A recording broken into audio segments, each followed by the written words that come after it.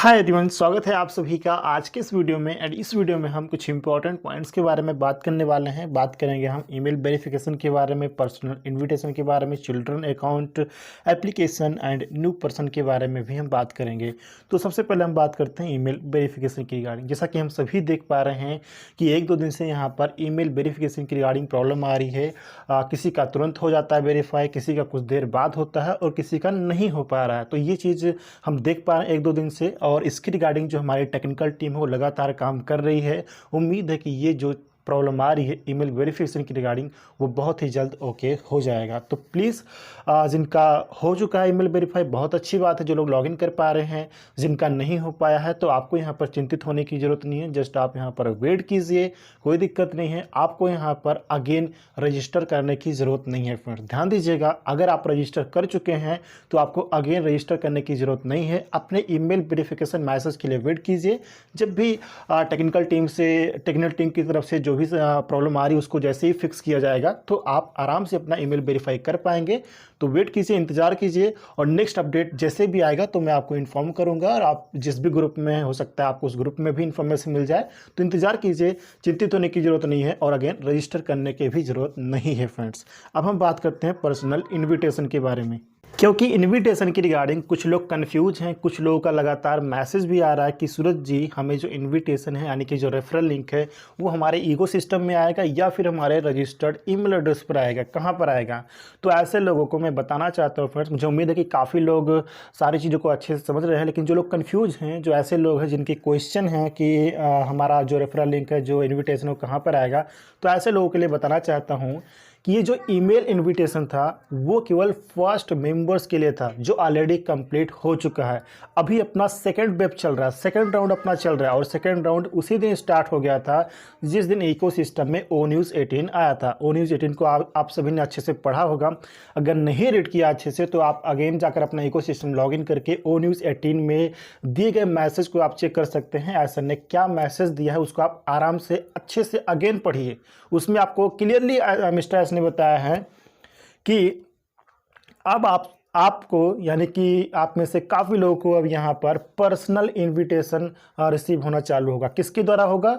जो already in हो चुके हैं, जो ऑलरेडी रजिस्टर्ड हो चुके हैं व्यक्ति विद आज प्लेटफॉर्म पे, उनके द्वारा आपको पर्सनल इनविटेशन मिलेगा।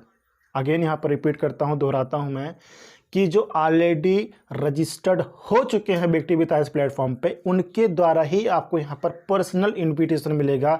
ये बात क्लियरली मिस्टर एस ने ओ न्यूज़ 18 में बताया हुआ है। आप लोग अगेन जाकर पढ़ सकते हैं, समझ सकते हैं। उम्मीद है फ्रेंड्स कि ये पॉइंट आपको अच्छे से समझ में आ गया होगा। यानी कि जो ईमेल इनविटेशन था वो केवल फर्स्ट मेंबर्स के लिए था जो ऑलरेडी कंप्लीट हो चुका है, और अब किसी को अगर व्यक्ति विद आज प्लेटफॉर्म पे रजिस्टर करना है तो उनको उन्हीं के द्वारा रजिस्टर करना है, उन्हीं के रेफरल लिंक के द्वारा रजिस्टर करना है जो ऑलरेडी रजिस्टर्ड हो चुके हैं।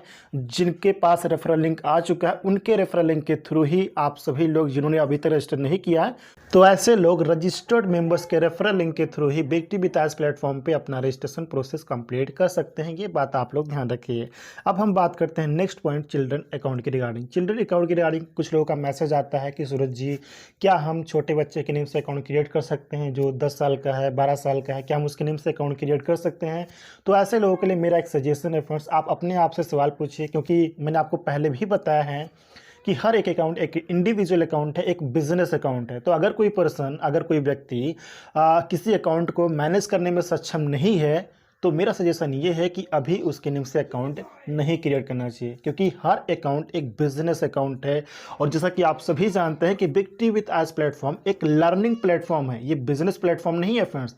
अभी अपना न्यू बिजनेस स्टार्ट नहीं हुआ है, अभी अपना न्यू कंपनी लॉन्च नहीं हुआ, ये जस्ट एक प्लेटफॉर्म है जहाँ पर हम चीज़ों को सीखने वाले हैं। ये एक लर्निंग सेंटर है, ये एक ऐसा प्लेटफॉर्म है जो हमें हमारे न्यू बिजनेस तक लेकर जाएगा। ये वो प्लेटफॉर्म है। तो ऐसे में आपको छोटे बच्चे के नेम से अकाउंट क्रिएट करने की ज़रूरत ही नहीं है। हाँ, अगर कोई व्यक्ति समझदार है, वो अकाउंट को मैनेज करने में सक्षम है, तो उसके नेम से अकाउंट क्रिएट कर सकते हैं, कोई प्रॉब्लम नहीं है। उम्मीद है ये पॉइंट आपको अच्छे से समझ में आ गया होगा। अब हम बात करते हैं नेक्स्ट पॉइंट, एप्लीकेशन के बारे में। एप्लीकेशन की रिगार्डिंग कुछ लोगों का क्वेश्चन आ रहा है कि सूरज जी, अगर कोई व्यक्ति एप्लीकेशन को मिस कर गया हो, फर्स्ट सर्वे को, सेकंड सर्वे को एंड थर्ड एप्लीकेशन को भी मिस कर गया हो, कंप्लीट नहीं कर पाया सबमिट नहीं कर पाया, तो ऐसे लोग क्या व्यक्ति वित्त एज प्लेटफॉर्म पर रजिस्ट्रेशन कर सकते हैं? कोई प्रॉब्लम तो नहीं है।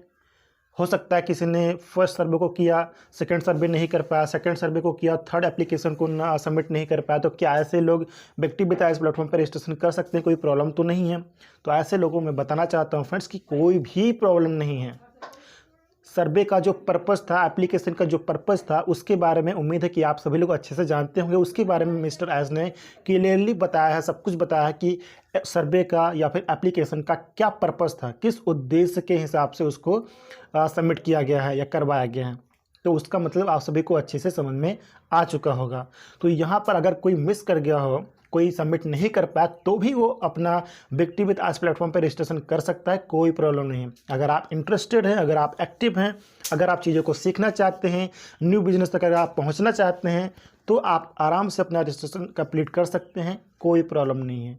अब हम लास्ट एंड इम्पॉर्टेंट पॉइंट के बारे में बात कर लेते हैं, वो है न्यू पर्सन। जी हाँ फ्रेंड्स, न्यू पर्सन की रिगार्डिंग काफ़ी लोगों का मेरे पास लगातार क्वेश्चन आ रहा है कि सूरज जी, इस समय व्यक्ति वित्त एज प्लेटफॉर्म पर क्या हम न्यू पर्सन को इन्वाइट कर सकते हैं? क्या उनको हम अपने सर्कल में रजिस्टर कर सकते हैं?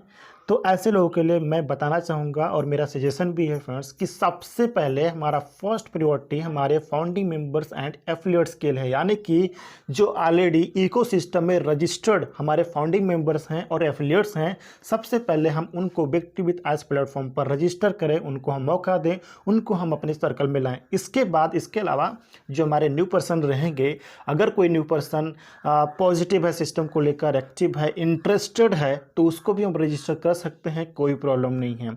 अगर वो पर्सन व्यक्ति वित्त एज प्लेटफॉर्म पर रजिस्टर करने के बाद चीज़ों को सीखने में इंटरेस्टेड है, क्योंकि आप सभी को पता है कि व्यक्ति वित्त एज प्लेटफॉर्म अपना बिजनेस प्लेटफॉर्म नहीं है, ये एक लर्निंग प्लेटफॉर्म है, लर्निंग सेंटर है, जहाँ पर हम चीज़ों को सीखने वाले हैं, जो न्यू बिजनेस तक पहुँचने का एक जरिया है, एक प्लेटफॉर्म है। तो ऐसे चीज़ों के लिए अगर कोई इंटरेस्टेड है, अगर कोई सीखना चाहता है बिजनेस की रिगार्डिंग, सीख कर अगर वो न्यू बिजनेस तक पहुंचना चाहता है, तो बिल्कुल आप उसको रजिस्टर कर सकते हैं, कोई दिक्कत नहीं है। लेकिन अगर कोई व्यक्ति ऐसा है, अगर कोई न्यू पर्सन ऐसा है जिसको ना तो ऑन पासिव के बारे में पता है, ना न्यू प्लेटफॉर्म के बारे में पता है, क्या हो रहा है, कैसे हो रहा है, क्या हुआ, क्या होने वाला है, अगर उसके बारे में कुछ भी नहीं पता है न्यू पर्सन को, तो आप उसको कैसे रजिस्टर कर सकते हैं?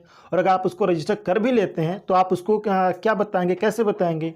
तो ऐसे में अगर कोई इंटरेस्टेड नहीं है, अगर कोई चीज़ों को सीखना नहीं चाहता, अगर कोई इंतज़ार नहीं कर सकता है न्यू बिजनेस स्टार्ट होने तक, अगेन रिपीट करता हूँ, अगर कोई पर्सन न्यू बिजनेस के स्टार्ट होने तक इंतज़ार नहीं कर सकता है, अगर इंटरेस्टेड नहीं है चीज़ों को सीखने के लिए, तो ऐसे पर्सन को आप रजिस्टर ना करें फ्रेंड्स। तो ऐसे किसी भी न्यू पर्सन को रजिस्टर नहीं करना है जो इंटरेस्टेड नहीं है, जो चीज़ों को सीख नहीं सकता है, जो न्यू बिजनेस स्टार्ट होने तक इंतज़ार नहीं कर सकता है, तो ऐसे किसी भी न्यू पर्सन को रजिस्टर्ड नहीं करना है। ये बात आप लोग ध्यान रखें। तो उम्मीद है फ्रेंड्स कि ये सभी पॉइंट आपको अच्छे से समझ में आ गए होंगे, अब किसी को कोई भी दिक्कत नहीं आएगी और चीज़ों को सोच समझ कर आप लोग आगे बढ़िए। जैसा बताया जा रहा है, जैसा ऑफिशियल अपडेट आ रहा है, उसके अकॉर्डिंग आप लोग काम कीजिए, कोई प्रॉब्लम नहीं है।